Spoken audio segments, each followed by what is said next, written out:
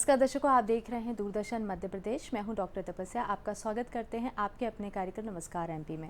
दर्शकों, हमारा कार्यक्रम सजीव फ़ोन इन होता है और आप हमसे जुड़ सकते हैं टेलीफोन के माध्यम से। टेलीफोन नंबर्स लगातार हम अपनी टेलीविज़न स्क्रीन पर दिखाते हैं और दिखाते रहेंगे पूरे कार्यक्रम के दौरान। और जो आज का हमारा विषय रहेगा उस पर आप चर्चा के एक हिस्सा बन सकते हैं, अपने प्रश्न कर सकते हैं।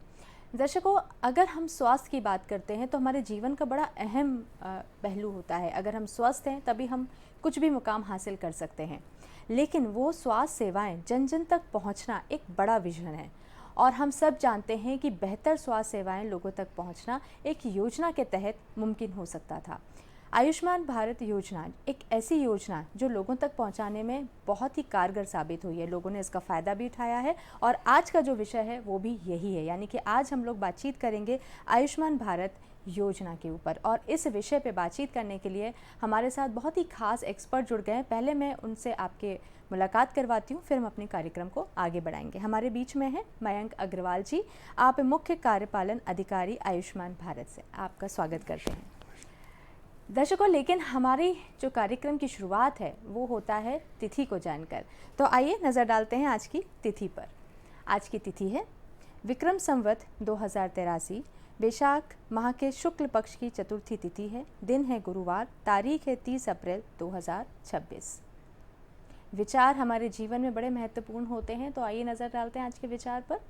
आज का विचार है, कदम छोटे हो या बड़े रुकने नहीं चाहिए, क्योंकि मंजिल पाने के लिए चलते रहना बहुत ज़रूरी है। दर्शकों, ये वर्तमान की तो हम बात करते हैं, लेकिन इतिहास को जानना बहुत महत्वपूर्ण होता है, क्योंकि आज की तारीख को क्या कुछ खास चीज़ें हुई थी पीछे, तो उस पर हम नज़र डालते हैं और हम पन्नों को पीछे पलटाते हैं। तो आइए नज़र डालते हैं इतिहास पे। 1870 दादा साहेब फाल्के का जन्म। भारतीय फिल्म उद्योग के पितामह ढूंढीराज गोविंद फाल्के का जन्म महाराष्ट्र के त्रंबिक में हुआ था, जिन्होंने पहली फीचर फिल्म राजा हरिश्चंद्र बनाई थी। 1955 इंपीरियल बैंक ऑफ इंडिया का राष्ट्रीयकरण किया गया और इसका नाम बदलकर स्टेट बैंक ऑफ इंडिया कर दिया गया। इतिहास में बहुत कुछ खास था और इसी के साथ में वर्तमान में हम वापस आते हैं, क्योंकि आज हमारा विषय भी बहुत खास है, आयुष्मान भारत योजना। चलिए, तो उसको हम थोड़ा विस्तार से समझने की कोशिश करते हैं। 30 अप्रैल को हम जानते हैं आयुष्मान भारत योजना का एक बड़ा विजन लिया गया था। तो सर, इस योजना के बारे में थोड़ा सा विस्तार से बताइए। जी, 30 अप्रैल 2018 से आयुष्मान भारत दिवस चालू हुआ जी। और इसमें एक हेल्थ को एक होल कंप्लीट एक वन कॉन्सेप्ट की तरह इसको आगे लाया गया, जिसमें ट्रीटमेंट पार्ट भी था और बेसिक जो प्राइमरी केयर था वो भी एक पार्ट था।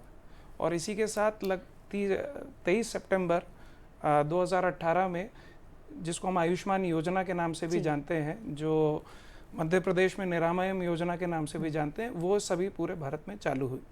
जी हाँ, आयुष्मान भारत दिवस भी आज के दिन को हम सेलिब्रेट करते हैं और उसका मकसद यही था, जैसे आपने बताया, कि लोगों को स्वास्थ्य के प्रति जागरूक करना, होलिस्टिक अप्रोच के प्रति उसको जोड़ना और बेहतर स्वास्थ्य की तरफ अग्रसर करना।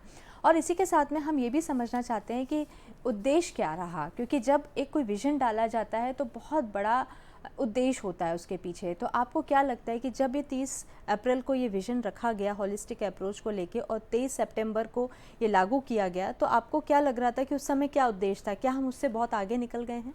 जी, ये एक बहुत कहना चाहिए कि बहुत क्रांतिकारी कदम था जो 2018 में जब ये कदम लिया गया। और पूरे ही मतलब अपने देश में ही नहीं बल्कि पूरे विश्व में ये सबसे बड़ी योजना है जिसमें कैशलेस ट्रीटमेंट होता है और इतने बड़े नंबर्स में हम लोग ये कर रहे हैं।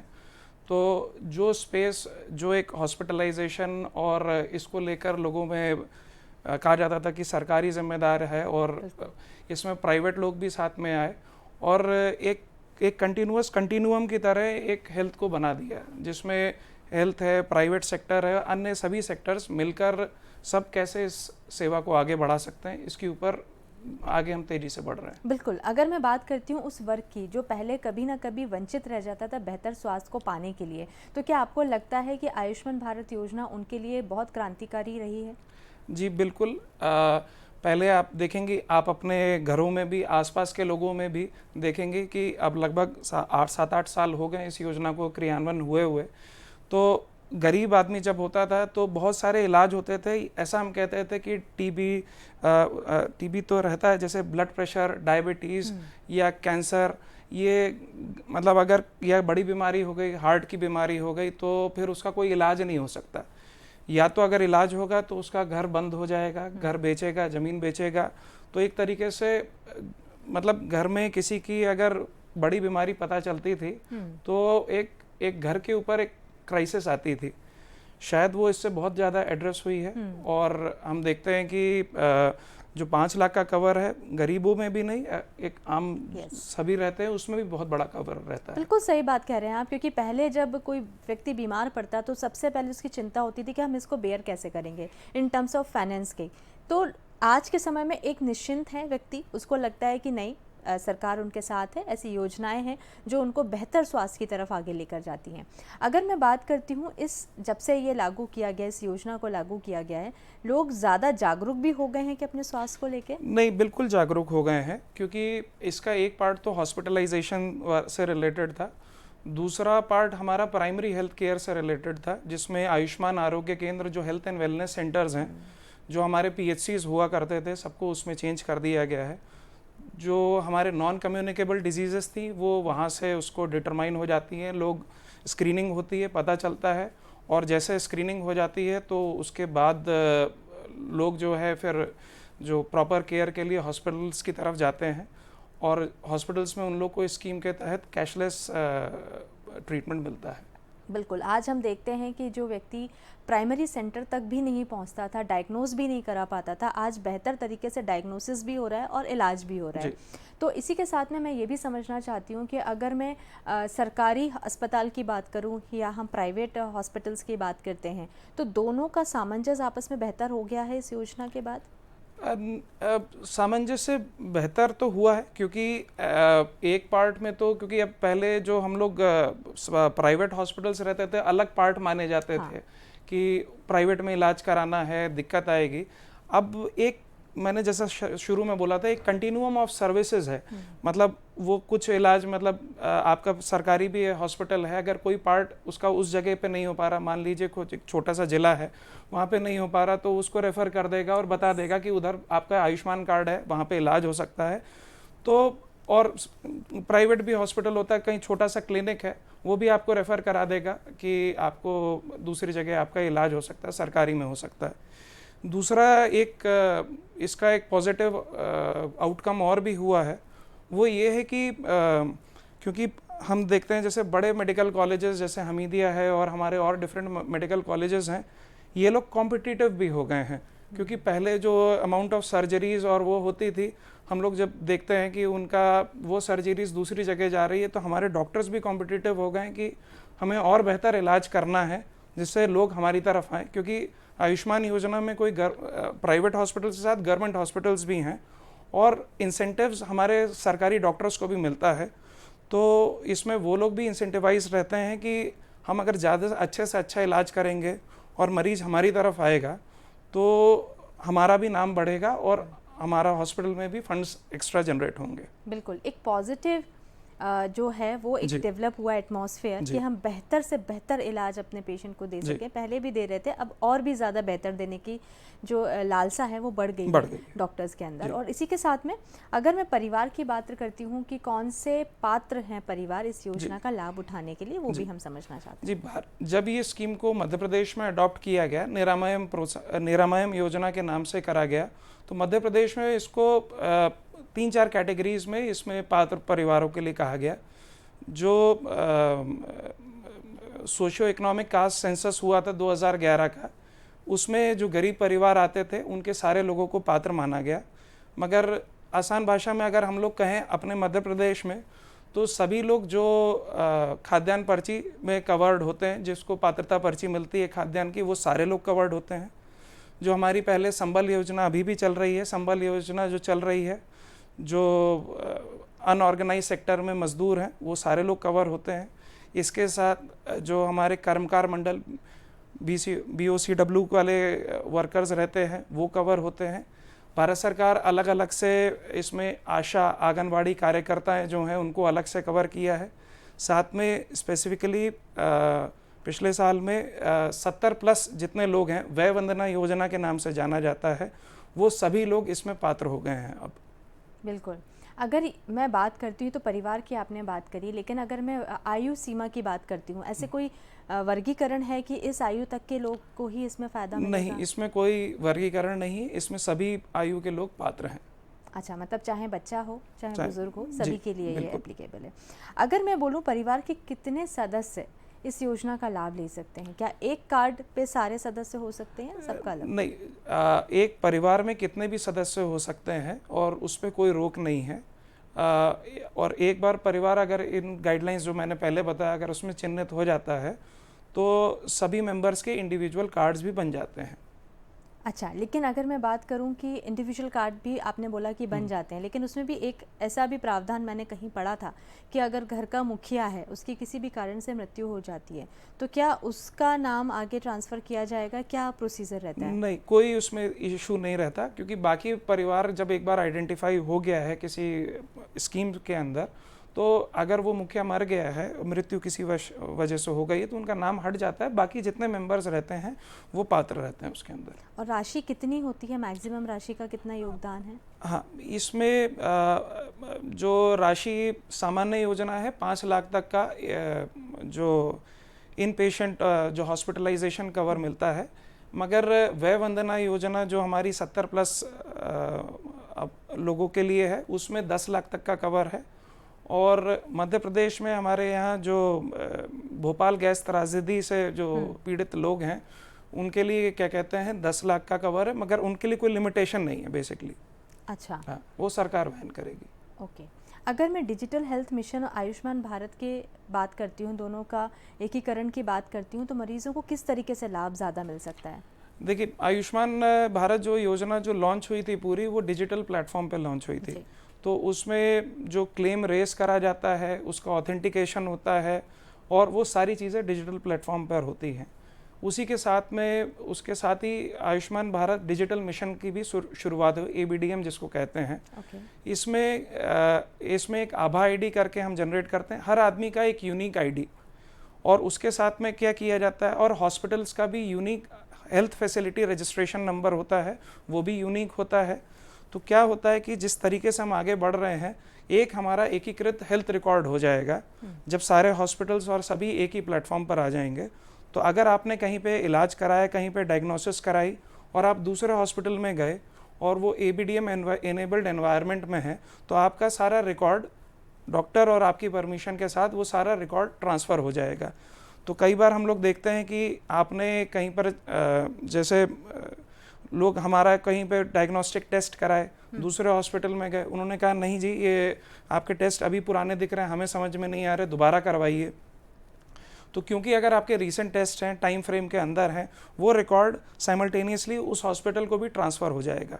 तो ये बड़ा मिशन है, और ABDM जो मिशन है उसमें अभी धीरे धीरे सारे अस्पताल, आयुष्मान भारत के सभी अस्पताल, और धीरे धीरे कोशिश ये हो रही है कि सारे ही प्राइवेट हॉस्पिटल्स इसमें एक अम्ब्रेला के अंदर आ जाएं। बिल्कुल। इसी के साथ में हमारे एक कॉलर जुड़ गए हैं, बैतूल से हैं, दीनदयाल पवार जी हैं, आपका हम स्वागत करते हैं। प्रश्न कीजिए। जी हाँ दीनदयाल जी, अपना प्रश्न कर सकते हैं आप। हमारे साथ बैतूल से जुड़े हैं दीनदयाल जी, आप अपना प्रश्न कीजिए। हमारी शायद आवाज़ उन तक नहीं पहुंच पा रही है। जी, अपना प्रश्न कीजिए।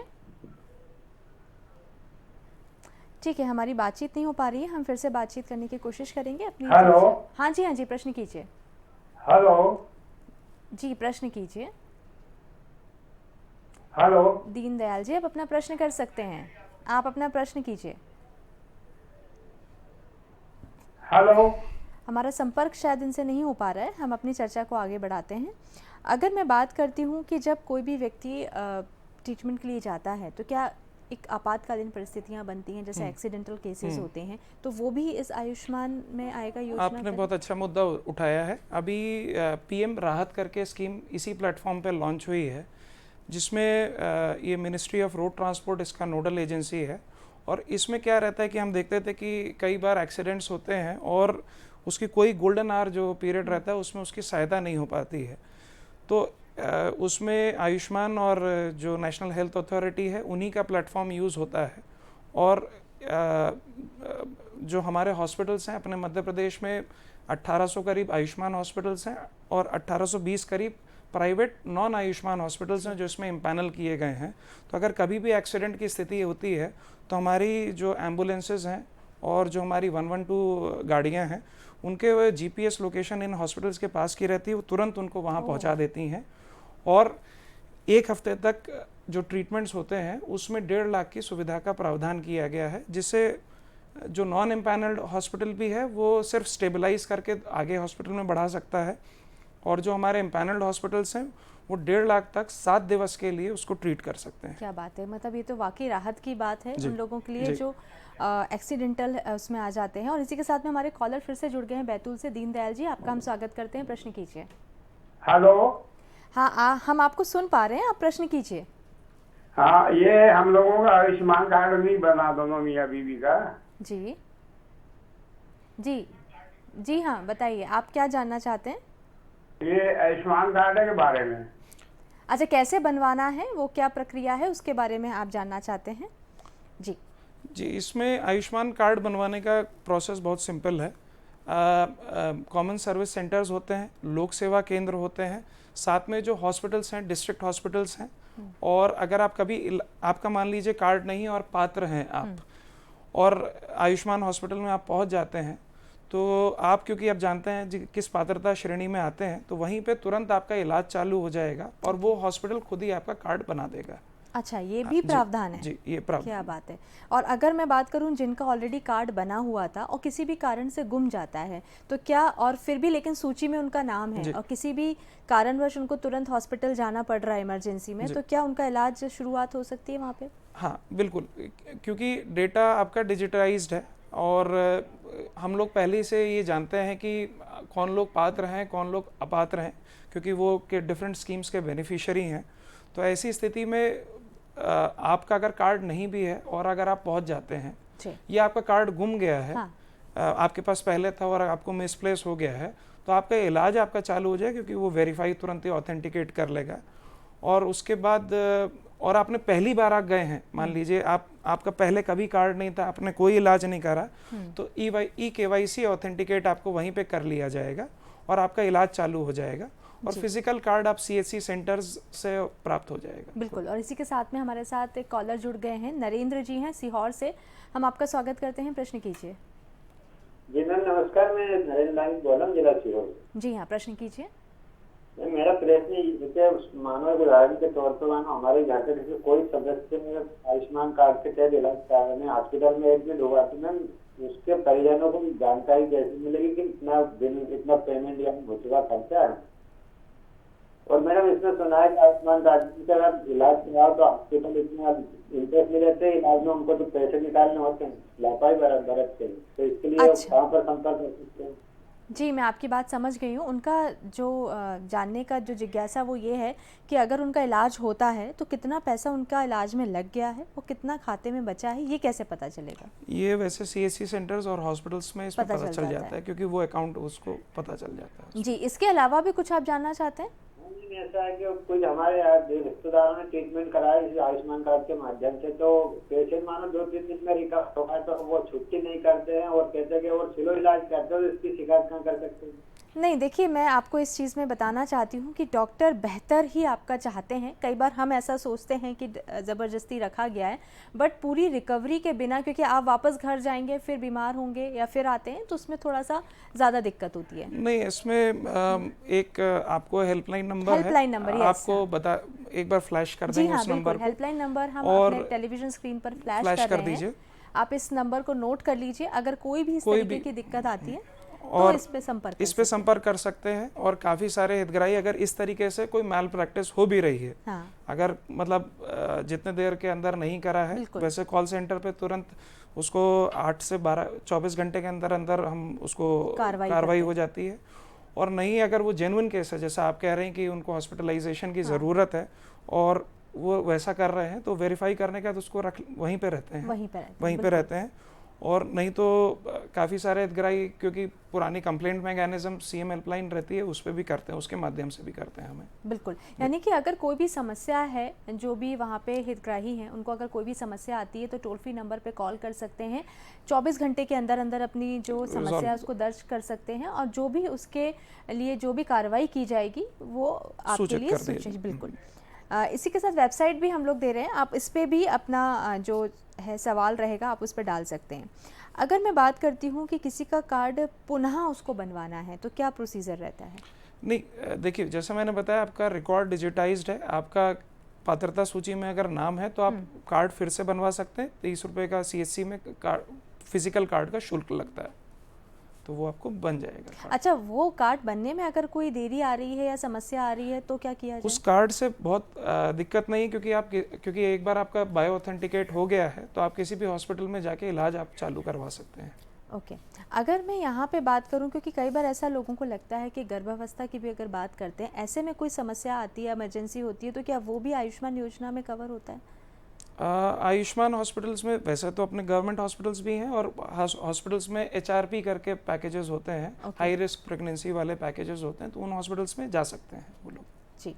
अगर कई बार जैसे यहाँ पे एक हमारे कॉलर ने भी बोला था कि इन्वेस्टिगेशन की बात की जाती है कि इन्वेस्टिगेशंस हो रहे हैं, तो क्या इन्वेस्टिगेशन किसी और हॉस्पिटल में किए गए हैं और फिर वहाँ से रिफ़र किया गया है, तो वो इन्वेस्टिगेशन का जो भी अमाउंट होगा वो डिटेक्ट उसमें से होगा या वापस से? इसमें क्या है, क्योंकि इन पेशेंट्स के लिए ही आयुष्मान योजना है, तो होता ये है कि अगर आप OPD में गए तो अगर आपकी OPD के रेफरेंस के बाद आप IPD में पेशेंट में कन्वर्ट हो गए तो जो OPD चार्जेस हैं ऐसी स्थिति में वो तो कवर हो जाते हैं आयुष्मान योजना में, अगर आप IPD पेशेंट की तरह बन गए, परंतु केवल OPD रेफरल हुआ तो वो कवर नहीं होता इस योजना में। बिल्कुल। अगर पुरानी कोई बीमारी है तो क्या वो भी इसमें कवर होगी? हाँ, पुरानी बीमारी का इससे कोई दिक्कत नहीं है, सारी कवर होंगी। ओके। तो उसके लिए भी कुछ इन्वेस्टिगेशंस, जो पुरानी रिपोर्ट्स हैं वो लगाना ज़रूरी है? कई बार हॉस्पिटल डिनाई कर देते हैं तो उसको वापस से शुरुआत करना पड़ेगा? कुछ जैसे ब्लड टेस्ट रहते हैं, अगर मान लीजिए कई साल पुराने हैं, स्थिति बदल गई है, तो उस केसेस में तो हॉस्पिटल्स कह सकते हैं, बट अगर रिसेंट टेस्ट रिकॉर्ड्स हैं तो हॉस्पिटल को एक्सेप्ट करना चाहिए। बिल्कुल। गोल्डन कार्ड के बारे में भी सुना है हम लोगों ने, वो क्या है? गोल्डन कार्ड आपका आयुष्मान कार्ड ही है। अच्छा, उसको गोल्डन कार्ड भी कहा जाता है। तो उसको भी मतलब जो हॉस्पिटल में जाया जाता है तो उसके लिए कुछ अलग से कार्ड नहीं रहता है? नहीं, जो आप आयुष्मान कार्ड है उसका नए नाम से। अगर मैं अस्पताल को की बात करूं कि लोग कैसे समझें कि आयुष्मान भारत योजना जो है उसके एम्पैनल्ड है, तो ये लोग कैसे समझेंगे कि एम्पैनल्ड है? कई बार ऐसा भी होता है कि इंस्पेक्शन में उसको नहीं एम्पैनल्ड किया जाता है, हटा दिया जाता है, बट लोगों तक ये इन्फॉर्मेशन कैसे पहुंचे? जो निर्देश हैं और सभी हॉस्पिटल्स का इंस्पेक्शन भी होता है कि जिस स्पेशलिटी के लिए हॉस्पिटल एम्पैनल्ड रहता है उसको क्लियरली अपने बोर्ड पे लिखना रहता है, नोटिस बोर्ड पे शुरुआत में ही, कि हम आयुष्मान हॉस्पिटल इन विधाओं के लिए एम्पैनल्ड है। बिल्कुल। आयुष्मान आरोग्य मंदिर के बारे में भी हमने बहुत पढ़ा है, उसके बारे में भी जानना चाहते हैं। जी, बेसिकली ये प्राइमरी हेल्थ के सेंटर्स थे, PSCs थे, जो प्रदेश भर में थे, करीब 1100-1200 के करीब के सेंटर्स थे। तो इसमें health as a holistic centre को होलिस्टिक की तरह लिया जाता है। तो उसमें जो प्राइमरी केयर रहता है, जो हमारे नॉन कम्युनिकेबल डिजीज़ेस रहती हैं, जो बेसिक आप कहिए कि जो स्क्रीनिंग से रिलेटेड पार्ट हैं, वो सब वहाँ पे देख लिया जाता है। और अगर कहना चाहिए कि अगर उसको अधिक हॉस्पिटलाइजेशन या कुछ ज़रूरत होती है, टेरिशरी के सेंटर की तरफ रेफ़र करना होता है, तो वो वहाँ से रेफ़र हो जाते हैं। बिल्कुल। यानी कि आपका कहना है कि डायग्नोसिस या प्राइमरी स्क्रीनिंग जो है वो वहाँ पे हो जाती है और उसके बाद में आगे रेफ़र किया जाता है। जी जी। अगर मैं ये बोलूँ कि कुछ और इसी योजना के अंतर्गत कुछ और भी एडवांस लेकर आने की कुछ और प्लानिंग है, या आपको लगता है कि इसमें और भी चीज़ें बदली जाएंगी भविष्य में? देखिए, सबसे बड़ा काम तो इसमें जो चल रहा है वो ये है कि जैसे मैं पहले बताया था कि ABDM जो पोर्टल, जो आयुष्मान भारत डिजिटल मिशन है, इसके तहत हम अभी सब लोग सारे हॉस्पिटल सेगमेंटेड चलते हैं, मतलब अलग जगह है, हर हेल्थ रिकॉर्ड अलग चल रहा है। जैसा ये परेशानियां भी आती हैं कि आपने इधर टेस्ट कराया, दूसरा वाला उसको देख नहीं सकता या जानना नहीं चाह रहा। मेरा वही सवाल था कि उसको कैसे मैनेज कर रहे हैं। तो ये धीरे धीरे इस कंटिन्यूम की तरफ हम आगे बढ़ रहे हैं कि हम अभी जो हमारे आयुष्मान एम्पैनल्ड हॉस्पिटल्स हैं वो केवल अपने रिकॉर्ड्स उनके डिजिटाइज्ड हैं, हमारे सरकारी हॉस्पिटल उस प्लेटफॉर्म पे जा रहे हैं। तो उसके आगे होगा ये कि जो विज़न है कि आपका एक एकीकृत एक सिंगल रिकॉर्ड हेल्थ रिकॉर्ड होगा, तो जब भी कोई पेशेंट कहीं पे जाएगा तो उसकी अनुमति और डॉक्टर की सहमति के बाद में उसका पूरा हेल्थ हिस्ट्री देखी जा सकती है। और जब उसकी हेल्थ हिस्ट्री देखी जा सकेगी, ना केवल जैसे मान लीजिए आप ब्लड प्रेशर के मरीज़ हैं और वो तो एक सिंपल सी बीमारी, आपका ब्लड प्रेशर हाई आ रहा है, और मगर आपको प्रीवियस हिस्ट्री नहीं पता, प्रीवियस उसका ब्लड प्रेशर क्या किडनी की वजह से हुआ था या किसी और वजह से था, तो अगर वो डायग्नोसिस आपको 2 साल 3 साल पुराने मिल जाते हैं तो डॉक्टर को वहाँ पे उसको सही ट्रीटमेंट देने में बहुत फ़ायदा होगा। और तो हमारा जो एक ये तो हॉस्पिटलाइजेशन वाला तो एक पार्ट हो गया, जो कंटिन्यूम ऑफ सर्विसेज है ये एक बड़ा पार्ट है जिसकी तरफ बढ़ रहे हैं।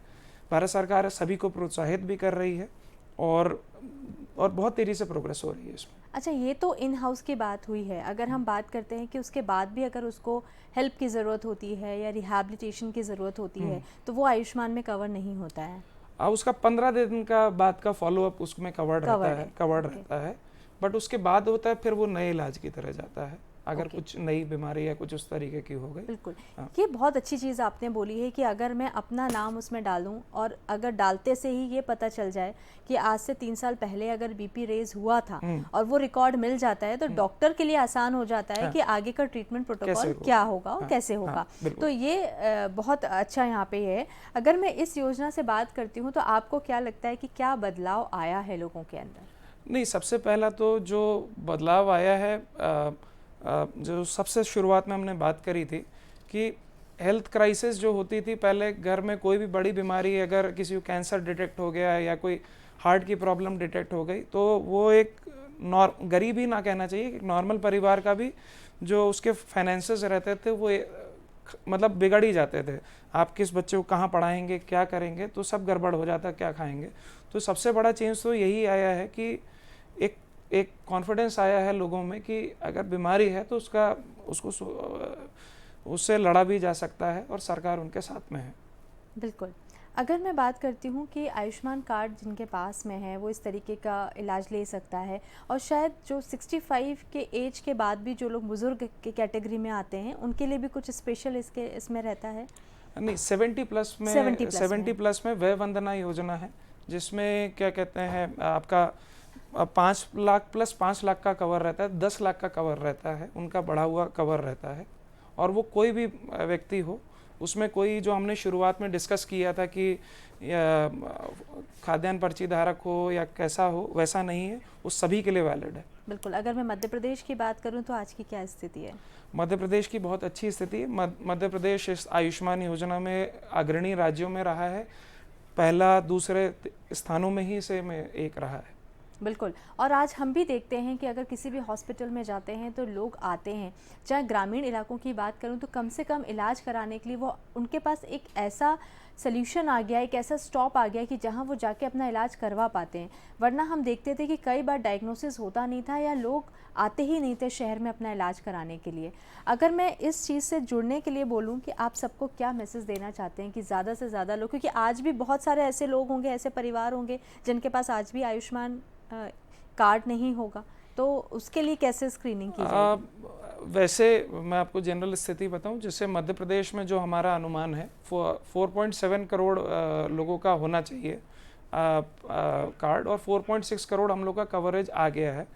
बट जैसा स्कीम्स में बताया कि लोग कर्मकार मंडल या फूड खाद्यान्न पर्ची, इसमें अलग अलग की संख्या बदलती रहती है, तो फिर अपनी पात्रता चेक कर सकते हैं। बिल्कुल। इसी के साथ में आज का जो विषय जिस पे हम लोगों ने बातचीत करी वो बहुत ही खास रहा है। आप कोई मैसेज देना चाहेंगे क्या दर्शकों को?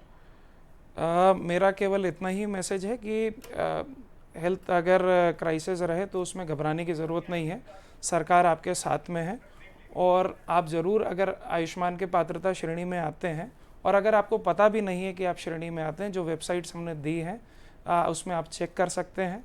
आप अपने अगर ग्रामीण इलाके में रहते हैं तो आप अपने इनफैक्ट पंचायतों में चेक कर सकते हैं, आप जाके डिस्ट्रिक्ट हॉस्पिटल्स में चेक कर सकते हैं कि आप पात्र आ रहे हैं कि नहीं आ रहे हैं, और अगर पात्र हैं तो अपना eKYC ऑथेंटिकेट करा के तुरंत रखिए, जिससे कार्ड आपको मिल सके और तुरंत आपको सहायता मिल जाए। बिल्कुल। और मयंक अग्रवाल जी, आपने बहुत अच्छी जानकारी दी है आयुष्मान भारत योजना के ऊपर, और आप समय निकाल कर यहाँ पर आए, उसके लिए बहुत बहुत धन्यवाद। हमारे बीच में मयंक अग्रवाल जी थे, मुख्य कार्यपालन अधिकारी आयुष्मान भारत। और इसी के साथ में आज दादा साहेब फाल्के दिवस है, और दादा साहेब फाल्के दिवस पर विशेष अगर हम लोग बात करें तो राजीव वर्मा जी जो थिएटर और फिल्म जगत के बड़े नामी हैं, और आइए देखते हैं कि वो आज क्या मैसेज हमारे लिए छोड़ के गए। नमस्कार, मैं राजीव वर्मा आप सबका अभिनंदन करता हूं, आप सबको शुभकामनाएं देता हूं। आज भारतीय सिनेमा के पितामह दादा साहब फाल्के की जयंती है, उन्हें हमारा सादर नमन। भारतीय फिल्मों की नींव रखने वाले इस महान स्वप्नदृष्टा दादा साहब फाल्के को उनकी जयंती पर कोटि कोटि वंदन, कोटि कोटि प्रणाम। राजा हरिश्चंद्र से शुरू हुआ उनका छोटा सा सपना आज दुनिया का सबसे बड़ा फिल्म उद्योग बन चुका है। उनकी दूरदर्शिता, अटूट साहस और कला के प्रति उनका अटूट समर्पण हम सब के लिए हमेशा प्रेरणादायी रहेगा। भारतीय सिनेमा के इस महान शिल्पकार को हम सब की विनम्र श्रद्धांजलि। उन्हें कोटि कोटि प्रणाम, कोटि कोटि नमन। धन्यवाद, नमस्कार, जय हिंद। बिल्कुल, वाकई सच बात है। अगर हम बात करते हैं फिल्म जगत की तो दादा साहेब फाल्के का बहुत बड़ा योगदान है, और एक ड्रास्टिक जो बदलाव आता है और जो नई पीढ़ी को सीखने को मिलता है वो एक विज़न के साथ में आगे बढ़ते हैं। और इस योगदान के साथ में मैं आपको एक चीज़ और बताना चाहती हूँ कि यहाँ पर हम किस तरीके से इंडस्ट्री के साथ जुड़ सकते हैं और भी क्या बेहतर कर सकते हैं, ये भी सीखने की ज़रूरत है। लेकिन यहाँ पर आप के लिए एक और विषय है जिस पे हम लोग बातचीत करेंगे, बदलते मौसम में कैसे अपने स्वास्थ्य का ध्यान रखें। लेकिन यहाँ वक्त हो गया एक छोटे से विराम का, आप कहीं मत जाइएगा।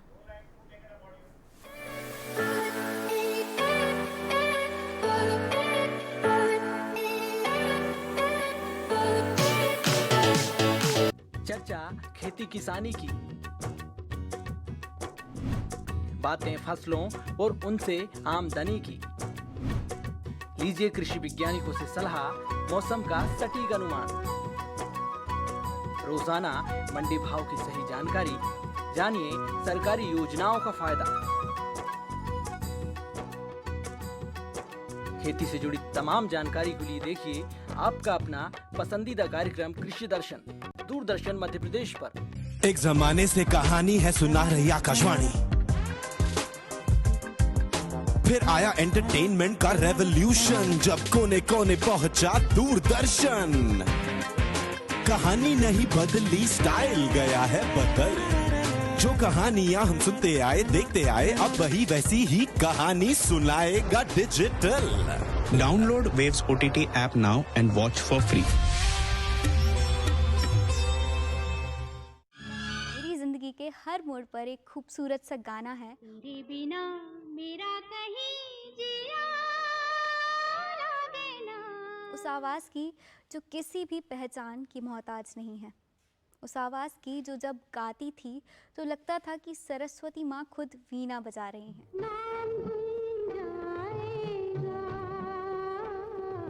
अगर कुछ दिल को छू जाता है तो। आपका पुनः स्वागत है एक छोटे से विराम के बाद में, और हम लोग बातचीत कर रहे हैं बदलते मौसम में कैसे अपने स्वास्थ्य का ध्यान रखें। और इस विषय पे बातचीत करने के लिए हमारे बीच में हैं डॉक्टर पूजा बराडिया। आप MD मेडिसिन हैं, आपका हम स्वागत करते हैं हमारे कार्यक्रम नमस्कार MP में। यहाँ पे जब भी हम बदलते मौसम की बात करते हैं दर्शकों, तो सेहत सही रहे ये सब चाहते हैं, क्योंकि जैसे ही मौसम बदलता है सब बीमार पड़ना शुरू हो जाते हैं। तो इसको थोड़ा सा विस्तार से समझते हैं कि जब भी मौसम बदलता है सेहत सबसे ज़्यादा क्यों नाजुक होना शुरू हो जाती है, इसके बारे में बताइए। कि मौसम जब चेंज होता है, जैसे अभी हम देख सकते हैं अभी हीट वेव्स बहुत ज़्यादा चल रही है, गर्मी का मौसम है, तो उस हीट से हमारी बॉडी पर प्रेशर पड़ता है, यानी हमारा इम्यून सिस्टम उसके अगेंस्ट फाइट करने के लिए रेडी होता है, तो बॉडी पे स्ट्रेस पड़ता है। दूसरा, इतनी गर्मी में नींद भी पूरी नहीं होती है, तो सर्कैडियन रिदम बॉडी की गड़बड़ा जाती है, और ये सारे फैक्टर्स से हमारा इम्यून सिस्टम उसके अगेंस्ट फाइट करने के लिए रेडी हो रहा है, हम ये बोल सकते हैं। तो हमारा डिफेंस मैकेनिज्म जो है वो कम हो रहे हैं और इसलिए इन्फेक्शन के चांसेस बढ़ जाते हैं। तो आमतौर पे कौन से इन्फेक्शन जो हैं वो बदलते मौसम में देखे गए हैं? आमतौर पर अभी हम देखें तो सबसे ज़्यादा तो हीट से जो हो रहे हैं, heat rashes, heat stroke, heat exhaustion, ये सारी चीज़ें मिल रहे हैं। उसके अलावा फूड और वाटर से स्प्रेड होने वाले बीमारियाँ जैसे कि gastroenteritis, diarrhoea, hepatitis, viral fever, ये सारे इन्फेक्शन ज़्यादा मिलते हैं।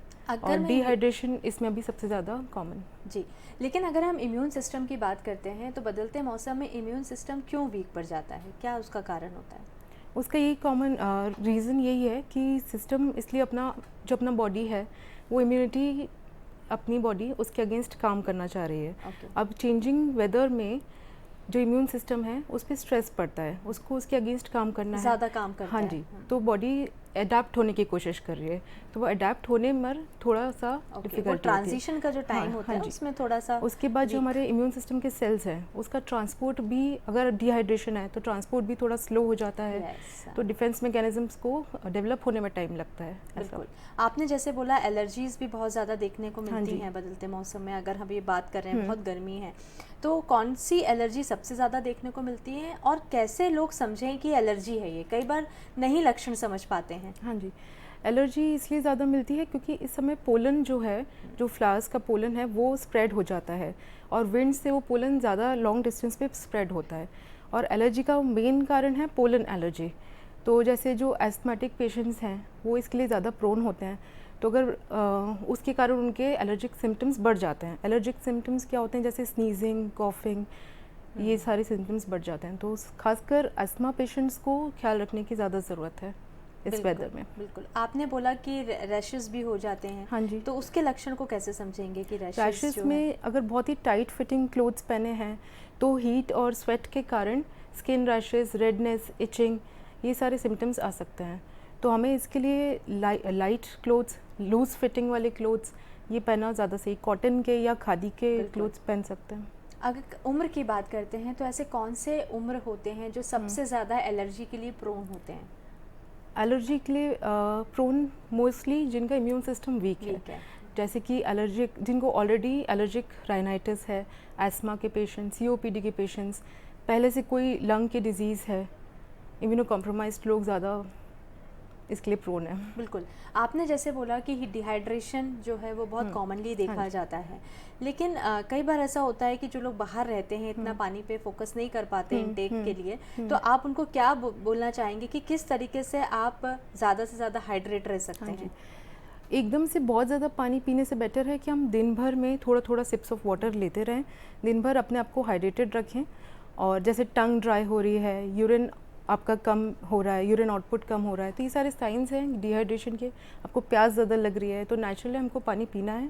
अभी के मौसम में अपने साथ एक पानी की बोतल साथ में रखना ज़रूरी है। थोड़ा थोड़ा सिप्स दिन भर में आप पीते रहिए। बिल्कुल, यूरिनरी ट्रैक्ट इन्फेक्शन भी बहुत बार इस मौसम में देखा जाता है, तो उसके पीछे का क्या कारण है और कैसे लक्षण समझें कि UTI हुआ है? UTI फीमेल्स में ज़्यादा कॉमन होता है क्योंकि उनका यूरिनरी ट्रैक्ट का साइज़, लेंथ स्मॉल होता है एनाटमी की वजह से, प्लस डिहाइड्रेशन, अगेन पानी कम पीना, पब्लिक वॉशरूम्स यूज़ करना, अनहाइजीनिक प्रैक्टिसेस, ये सारे कारणों से UTI होता है। तो उसे हम प्रिवेंशन के लिए यही कर सकते हैं। सबसे पहले तो हाइजीन मेंटेन करना है, पानी ज़्यादा से ज़्यादा पीना है और सेफ़, मतलब हैंड वॉशिंग, बेसिक हाइजीन में जैसे hand washing before using toilet and after, और पब्लिक टॉयलेट्स अगर अवॉइड कर सकें। बिल्कुल, अगर मैं खान पान की बात करती हूँ तो क्या शामिल करें और क्या अवॉइड करें? हाँ जी, खाने में एकदम लाइट फूड प्रेफर करना चाहिए और अवॉइड में मैं कहूँगी स्ट्रीट फूड, क्योंकि अभी खाना अच्छे से अगर कुक्ड नहीं है, अगर आप नॉनवेज लेते हैं तो प्रॉपरली कुक्ड होना चाहिए, पानी फिल्टर्ड या फिर बॉइल्ड वाटर पीना चाहिए, तो उससे हम वाटर बोर्न डिजीज़ से बच सकते हैं। बिल्कुल, क्योंकि हम देखते हैं कि इस मौसम में ज़्यादातर लोगों को वॉमिटिंग और डायरिया बहुत कॉमनली देखा जाता है, तो आपको लग रहा है कि ये कई बार घर में खाना पीना जो लोग ज़्यादा प्रेफर करते हैं उनको भी हो जाता है, तो उसके पीछे क्या कारण होगा? घर में भी अगर स्टेल फूड है, बासी खाना 2-3 दिन पुराना, इस मौसम में खाना जल्दी ख़राब हो जाता है, तो हम फ्रेश फ्रूट्स, फ्रेश खाना यूज़ करें। कोई भी वेजिटेबल्स है तो उसको अच्छे से वॉश करके फिर कुक करना है, थारोली कुकड होना चाहिए मतलब, तो कच्चा या फिर पुराना बासी खाना अवॉइड करना चाहिए, उससे हो सकता है। बिल्कुल। इसके अलावा जो लोग नॉर्मली डायबिटिक पेशेंट हैं या हाइपरटेंशन के पेशेंट्स हैं, उन लोगों को खास क्या ध्यान रखना चाहिए? देखिए, डायबिटिक मरीज़ ऑलरेडी इम्यूनो कॉम्प्रोमाइज्ड होते हैं, उनकी इम्यूनिटी कम होती है और उनमें हीलिंग भी देर से होती है। अगर कुछ भी इन्फेक्शन होता है तो वो ठीक होने में ज़्यादा टाइम लगता है। तो उनको सबसे पहले तो अपने शुगर्स कंट्रोल में रखना है, तो शुगर मॉनिटरिंग करते रहें ग्लूकोमीटर से, अपने डॉक्टर से कांटेक्ट में रहें दवाइयों के लिए, और इस वेदर में प्रिकॉशंस लें, जैसे कि अगर इन्फेक्टेड एरिया है तो वहाँ जाना अवॉइड करें या मास्क का यूज़ करें, और हीट में नहीं निकले जो पीक आवर्स हैं गर्मी के, प्रिकॉशन लेके, या सन ग्लासेस ऐसे। और बाकी खाने पीने में अगेन शुगर लेवल्स मेंटेन करने हैं, तो मीठा नहीं खाना है, जो उनका डायबिटिक डाइट है उस हिसाब से वो करना है, शुगर मॉनिटरिंग करते हुए। बिल्कुल। और पानी तो ज़्यादा पीना हाँ ही जी। है। बिल्कुल। अगर मैं हीट स्ट्रोक की बात करती हूँ तो उसके प्राइमरी लक्षण कौन से होते हैं जिससे व्यक्ति समझ सके कि उसको हीट स्ट्रोक हो गया हीट है? स्ट्रोक को हम आम भाषा में लू भी बोलते हैं। जी। तो पहले तो जैसे थकान लगना, पसीना आना, घबराहट, बेचैनी होना, और बहुत ज़्यादा चक्कर आना, एक्सट्रीम केसेस में बेहोशी भी हो सकती है, कंफ्यूज स्टेट और डिसओरिएंटेशन होना, झटके भी आ सकते हैं अगर एक्सट्रीम स्टेट है तो आपका बेसिक स्टार्ट होगा लेथार्जी, थकान फील होना, हाथ पैर में दर्द होना, सर दर्द होना, ये सारे सिम्टम्स जो हम बोलते हैं लू के होता है। अच्छा, कई बार हम लोग आम भाषा में बातचीत करते हैं तो लोगों का कहना होता है कि एक बार अगर लू लग गई है तो अब इस सीज़न में दूसरी बार नहीं लगेगी, क्या ये सच है? नहीं, ऐसा नहीं है। ऐसा नहीं है। एक बार लगने से उससे ऐसा कोई इम्यूनिटी नहीं मिलती है, लेकिन अगर आप बार बार डिहाइड्रेटेड रहते हैं, बार बार हीट प्रोन एरियाज़ में जा रहे हैं, पानी नहीं पी रहे हैं, तो बिल्कुल दोबारा हो सकती है। और अगर इम्यूनो कॉम्प्रोमाइज स्टेट्स हैं, जैसे अभी मैंने बताया डायबिटिक मरीज़ है, तो उनको वापस हो सकता है। लेकिन डॉक्टर पूजा, जब हम बात कर रहे हैं इस मौसम में तो लोगों को काम पे निकलना ही होता है। आपने बिल्कुल, बोला कि बिल्कुल। पीक आवर्स पे नहीं निकलना, लेकिन फिर भी कई बार अवॉइड नहीं कर पाते हाँ जी, हैं। हाँ जी। तो ऐसे कंडीशन में हम अपने को किस तरीके से प्रिकॉशन ले सकते हैं ताकि इस परेशानी से हम बच सकें? हाँ जी, अगर आप वॉकिंग कर रहे हैं तो सबसे पहले तो सन ग्लासेस या अम्ब्रेला यूज़ कर सकते हैं। अगर आप कार में हैं तो एकदम से फ्लक्चुएटिंग टेम्परेचर नहीं कि एसी से आप सीधे बहुत ज़्यादा हीट गर्मी में आ जाए, तो फ्लक्चुएटिंग टेम्परेचर से भी इम्यूनिटी पर असर पड़ता है। और लाइट क्लोथ्स, कॉटन के, खादी के क्लोथ्स पहने, वाटर अपने साथ रखें, कोकोनट वाटर भी पी सकते हैं। तो ये सारी चीज़ें हम प्रिकॉशंस ले सकते हैं। बिल्कुल। कई बार ऐसा देखा जाता है कि अगर घर के किसी एक सदस्य को कोई भी बीमारी होती है, एलर्जी हो गई या हीट स्ट्रोक हो गया, वो डॉक्टर के पास गया, हाँ जी। तो वो प्रिस्क्रिप्शन अगर किसी और व्यक्ति को भी हो जाता है घर में तो उसको फॉलो कर लिया जाता है। बिल्कुल। तो आपको ऐसा लगता है कि ये सही तरीका होता है या अपने स्वास्थ्य के प्रति हम और भी ज़्यादा गलत कर रहे होते हैं? ये बिल्कुल भी सही तरीका नहीं है। हम अपने स्वास्थ्य के लिए जागरूक नहीं रहते हैं। डॉक्टर से मिलना और अवॉइड करने के चक्कर में ज़्यादातर लोग ऐसा करते हैं, पर जो प्रिस्क्रिप्शन होता है वो एक व्यक्तिगत होता है, यानी कि उस पर्सन का एज क्या है, उसको क्या क्या बीमारियां हैं साथ में, वो ऑलरेडी क्या क्या दवाइयां ले रहे हैं, उससे क्या इंट्रैक्शन होते हैं दवाई, वो सब देखकर एक डॉक्टर एक प्रिस्क्रिप्शन लिखता है। तो वो उस व्यक्ति के लिए, वो दूसरे पे एप्लीकेबल नहीं है। तो सेल्फ प्रिस्क्रिप्शन से हमें बचना चाहिए।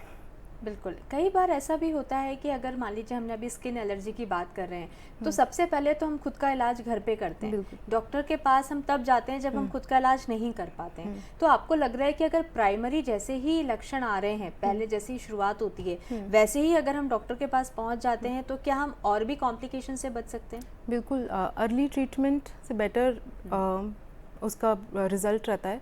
हम जितना ट्रीटमेंट डिले करेंगे, कॉम्प्लिकेशंस की रिस्क बढ़ जाती है।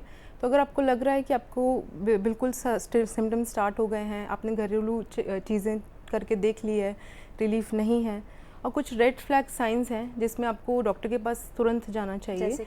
जैसे कि अगर बहुत ज़्यादा हाई टेम्परेचर है, 104, 103 कंटिन्यू 2-3 दिन तक, कंटिन्यूस आपको वॉमिटिंग, डायरिया, लूज़ मोशन हो रहा है, फीवर नहीं जा रहा है, खांसी 7 दिन से ज़्यादा चल रही है और चक्कर, बेहोशी आ रही है, तो इस स्टेट में फिर तुरंत डॉक्टर की सलाह तो लेनी चाहिए।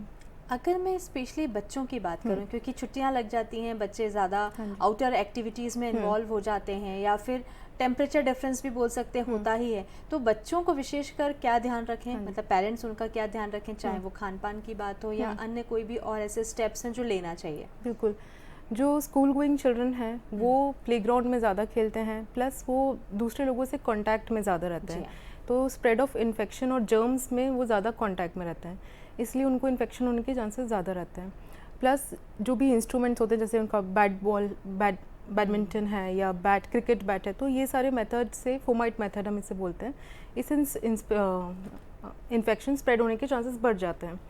तो बच्चों को हम यही सलाह देंगे कि अब खेलना तो ज़रूरी है, लेकिन उसके बाद आके हैंड हाइजीन करें। बाहर से आप आए हैं, उसके बाद डिहाइड्रेशन से बचने के लिए पानी पिएं जितना भी प्लेग्राउंड में खेल रहे हैं। और बच्चे दूसरे इन्फेक्टेड बच्चों के कांटेक्ट में भी रहते हैं, तो इसलिए भी उनमें स्प्रेड ज़्यादा होता है। तो हम प्रिकॉशंस में यही कर सकते हैं कि हैंड हाइजीन आके और प्रॉपर वॉश लें, ये सारा क्लोथ्स लाइट फिटिंग की पहने अगर आप धूप में खेलने जा रहे हैं। सन अवॉइड करें, थोड़ा इवनिंग पीक आवर्स में ना खेलें, और साथ में पानी डिहाइड्रेशन के लिए। अच्छा, मैं बच्चों की बात करूं, कई बार बच्चे नॉर्मल ही स्टमक एक की बात करते हैं कि पेट दर्द हो रहा है, तो ज़्यादातर जो माएँ होती हैं घर की ही घरेलू चीज़ों को प्रेफर करती हैं देना।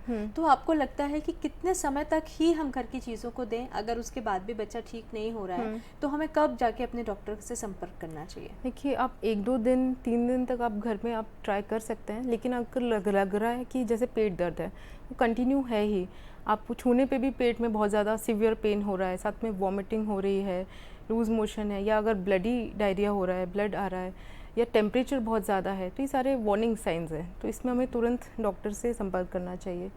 अगर इन्वेस्टिगेशन की बात करते हैं अपन, तो कई बार ऐसा होता है कि डॉक्टर बहुत सारे इन्वेस्टिगेशंस लिखते हैं, पेशेंट अपनी मर्जी से उन इन्वेस्टिगेशन को कट डाउन कर देता है, शॉर्ट लिस्ट कर लेता है। तो आपको लग रहा है कि ये इन्वेस्टिगेशन उसके सेहत के लिए बेहतर विकल्प होंगे, कि समझे कि भाई इन्वेस्टिगेशन होंगे तो बेहतर ट्रीटमेंट मिलेगा, या वो अपने मन से ऐसा कर लेते हैं तो वो सही है?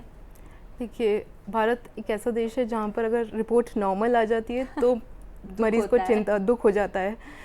नॉर्मल आई, देखिए, हम टेस्ट इसलिए होता है कि हम उसके करेक्ट डायग्नोसिस, फाइनल डायग्नोसिस पे पहुंच सकें।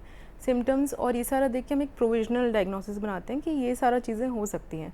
तो एक तो सही डायग्नोसिस बने ताकि हम सही इलाज करें, उससे स्पेसिफिक इलाज, क्योंकि हर बीमारी का एक गाइडलाइंस है, उसके अकॉर्डिंग उसका ट्रीटमेंट होता है। तो इसलिए टेस्ट ज़रूरी है। दूसरा, टेस्ट से हमको सीवियरिटी ऑफ डिजीज़ पता चलता है कि कितना इन्फेक्शन है, कितने लेवल पर है। तो जिस जगह का इन्फेक्शन है, फॉर एग्जांपल लंग्स का है या स्टमक का है या फिर यूटीआई है, तो उससे रिलेटेड इन्वेस्टिगेशंस बताए जाते हैं। तो वो स्पेसिफिक इन्वेस्टिगेशंस डॉक्टर वही सोच के लिखते हैं कि जिस समय फाइनल हमको पता चले कि इधर पे कितना इन्फेक्शन है और उसको आगे हम ट्रीटमेंट में कैसे प्रोसीड करना है। तो उसमें भी हमारे इन्वेस्टिगेशंस हेल्प करते हैं। और बिना जानकारी के अपन बिना ब्लाइंडली ट्रीट करना सही नहीं है। सही नहीं, करेक्ट है। और मुझे लगता है कि अगर हम डॉक्टर के पास जाते हैं तो उस पर हमें भरोसा रखना चाहिए कि वो आपके बेहतर स्वास्थ्य के लिए ही सारी चीज़ें करवाता है। अगर टीकाकरण की बात करते हैं, क्योंकि ईयरली वैक्सीनेशन अगर हम करते हैं तो बहुत बारी फ्लू से या और अन्य बीमारियों से हम बच जाते हैं, तो क्या वो टीकाकरण हेल्प करेगा इस समय भी करवाना? बिल्कुल बिल्कुल, वैक्सीन इज़ ऑलवेज बेटर। नहीं लगवाने से वैक्सीन लगवाना बहुत बेटर है। फ्लू वैक्सीन हर साल चेंज होती है, क्योंकि हर साल जो वायरस है उसका म्यूटेशन हो जाता है, उसके स्ट्रेन बदल जाती है, तो हर साल नई वैक्सीन आती है। सबको लगवाना चाहिए, आइडियली तो सभी को वैक्सीन लगवाना चाहिए। बट फिर भी अगर हम कुछ रिकमेंडेड ग्रुप्स की बात करें जिन्हें तो लेना ही चाहिए, उसमें बच्चे आते हैं 6 months and above and less than 5 year old, और elderly patients more than 65 year old, क्योंकि उनका इम्यूनिटी कम हो जाता है, प्रेग्नेंट फीमेल्स, और हेल्थ केयर वर्कर्स जो कि इन्फेक्शन पेशेंट्स के साथ डील करते हैं। और अगर आपके घर में भी कोई सिक पेशेंट है और आप हाउस में रहते हैं, उनके पूरा केयर कर रहे हैं, केयर टेकर्स हैं, तो उन्हें भी वैक्सीन लेना चाहिए। ईयरली वैक्सीनेशन होता है? हाँ जी, फ्लू का वैक्सीन तो हर साल इसको आप लगवा के बहुत सारी बीमारियों से आइडियल टाइम अगर हम देखें कब लगाना चाहिए, तो मॉनसून जब हमारा स्टार्ट है उसके 2 हफ्ते पहले एटलीस्ट वैक्सीन लगाना चाहिए, क्योंकि इसकी जो इम्यूनिटी डेवलप होगी एंटीबॉडीज़ इसके अगेंस्ट, उसको बनने में 2 हफ्ते लगते हैं अराउंड। तो आइडियल टाइम अभी अप्रैल मई में अगर हम वैक्सीन लें तो मॉनसून से आने वाली जो बीमारियां हैं, फ्लू जब आएगा, इन्फ्लुएंजा, तो उससे हम बच सकते हैं। बिल्कुल दर्शकों, हमारा कार्यक्रम सजीव फ़ोन इन है। आप हमारे साथ फ़ोन से जुड़ सकते हैं। जो विषय बहुत ख़ास है, क्योंकि मुझे लगता है कि इस पे हम जितनी बातचीत करेंगे उतना अपने आप को सुरक्षित भी रख पाएंगे। तो अगर आपके कोई इस विषय से संबंधित प्रश्न हैं तो आप कर सकते हैं। और इसी के साथ में जब मैं बात करती हूँ वैक्सीनेशन की, तो कई बार ये सवाल जानने के बाद आपके मन में आ रहा होगा कि ये वैक्सीनेशन हम टीकाकरण कहाँ जाके करवाएं, क्योंकि कई बार लोगों के मन में ये भी एक बड़ा सवाल होता है कि हमको जानकारी है बट कहाँ जाके ये सुविधा हमको प्राप्त होगी, तो कहाँ पे जाएं लोग और कहाँ से टीकाकरण की सुविधा लें? सारे ही डिस्ट्रिक्ट हॉस्पिटल्स, मेडिकल कॉलेजेस और इवन प्राइवेट हॉस्पिटल्स में वैक्सीन की सुविधा उपलब्ध होती है। बच्चों के लिए पीडियाट्रिक्स डिपार्टमेंट में डेज़ फिक्स होते हैं वैक्सीनेशन के, तो आप जिस भी हॉस्पिटल में प्रेफर करते हैं वहाँ पे आप डेज़ ऑफ वैक्सीनेशन पे जाएंगे तो वहाँ पर होता है सारे वैक्सीनेशंस। बिल्कुल। बच्चे ज़्यादातर बाहर के खाने पे ज़्यादा डिपेंडेंट हो गए हैं, तो अगर मैं बात करती हूँ उन बच्चों के लिए जो बाहर के ज़्यादा खाने पे रहते हैं, केंद्रित रहते हैं, तो ऐसे बच्चों को, माओं को स्पेशली आप क्या एडवाइस करेंगे कि उनके लिए वो टेस्ट भी बरकरार रहे और इन्फेक्शन से भी वो बच सकें? बेस्ट तो होम कुक्ड मील्स ही होता है, क्योंकि हम उसे एक साफ़ स्वच्छ तरीके से बना रहे हैं, घर में प्रॉपर वॉश करके फ्रेश चीज़ें यूज़ कर रहे हैं। बाहर का जो मील्स होता है वो हमें नहीं पता है कि पानी कैसा था, वेजिटेबल्स कितना पुरानी थी, तो बेस्ट तो है कि हम स्ट्रीट फूड या बाहर का फूड अवॉइड करें। बट अगर हम ले रहे हैं तो फिर कम से कम टाइम में लें, मतलब रेगुलर ना लेते हुए वीक में कभी से भी बाहर का ले सकते हैं। बिल्कुल। हाँ जी।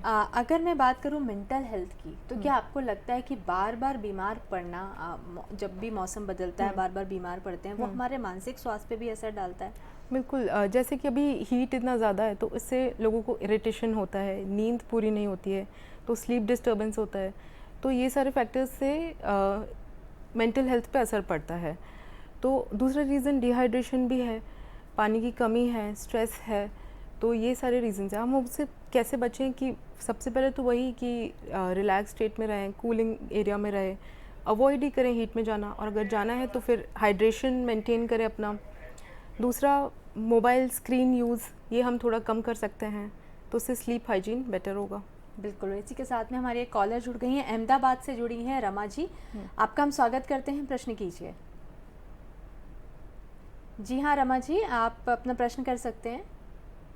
हाँ, मुझे अहमदाबाद में अर्बन हेल्थ सेंटर का एड्रेस चाहिए।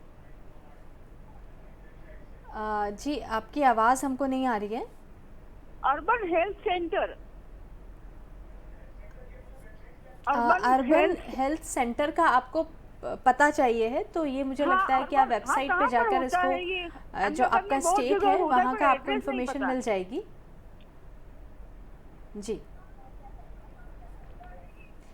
जी, ऐसे कई सारे सवाल होते हैं डॉक्टर पूजा कि लोगों को ये नहीं पता होता है कि उसको उस इन्फॉर्मेशन के लिए जाना कहाँ है। यहाँ पे जो हमारी कॉलर जुड़ी है उनसे भी हमको यही समझ में आ रहा है कि वो कहीं ना कहीं पे जो इन्फॉर्मेशन है वो प्रॉपर नहीं हो पाती है। अगर मैं यहाँ पे गांव की बात करती हूँ, तो गांव में स्पेशली जो लोग होते हैं वो किस चीज़ का ध्यान रखें, क्योंकि इस समय वो खेतों में भी काम कर रहे होते हैं और ज़्यादातर वो कुएं का पानी पी रहे होते हैं, तो वो अपने सेहत का कैसे ध्यान रखें?